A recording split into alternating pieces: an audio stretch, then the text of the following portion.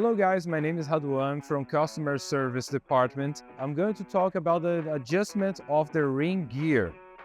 First, we need to remove the screws that we have on the protection of the ring gear. Then we have this axis.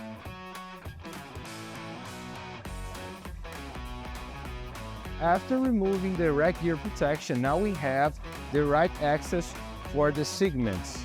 We have 6 segments of the ring gears, which allows us to perform the replace of the ring gears and also the adjustment of them.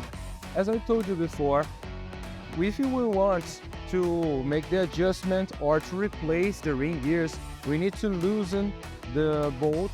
You need to hold them. Don't forget to hold them inside the drum when you want to perform it.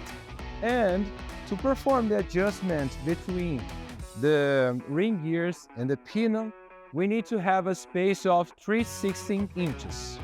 It was another Menegotti video talking about your concrete mixer. Thanks for watching. See you next time.